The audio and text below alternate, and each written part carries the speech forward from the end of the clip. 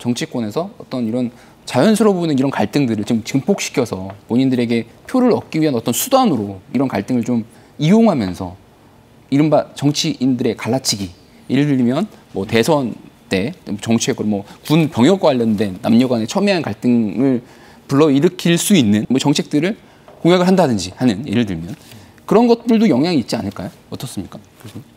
보면 정치인들이 갈라치기를 하는 문제, 이런 것들은 저는 되게 큰 문제라고 사실 보거든요. 그리고 존재하고 있는 갈등을 어떤 방식으로 이제 표면화하느냐의 방식의 문제일 수도 있는데, 그걸 정치인들이 갈라치기를 하면서 실질적으로 이 문제를 좀 왜곡하고 있다라는 생각은 상당히 많이 들어요. 그러니까 젠더 문제 같은 경우에 어떻게 보면 우리나라의 사회 제도가 구멍이 많이 있을 수 있잖아요.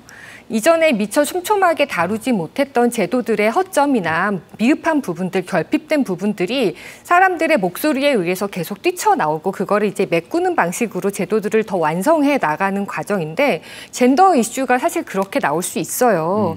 여성의 사회적 기회가 높아지고 여성의 잡마켓에서 아니면 사회적 압박이 심해진단 말이에요. 다들 맞벌이를 해야 되고 여자도 직장에 나가서 같이 경쟁을 해야 되는 이런 상황에 뭐 출산 문제라든지 아니면은 여성에 대한 비하 문제 라든지 이런 것들이 노동시장이나 어떤 사회에서 존재한다라고 하면, 그리고 이것이 치안이나 안전 문제에서 미처 고려하지 못했다라고 한다면, 이런 것들을 사실 국가 제도가 촘촘히 이제 막아가는 작업이 있어야 되는데, 그것을 뭔가 기존의 여성의 대우받지 못했다거나 아니면 기존의 여성을 미처 고려하지 못했던 제도들에 대한 이야기를 하면 그게 남성의 어떠한 권리를 빼앗는 것처럼 이거를 포장을 해서 이렇게 논쟁을 올려버리니까, 또 거기에 컨텐츠가 부족했거나 거기에 대한 고민이 부족했던 일반 시민들이 그냥 선동당하는 문제가 전 되게 크다라고 생각을 하거든요.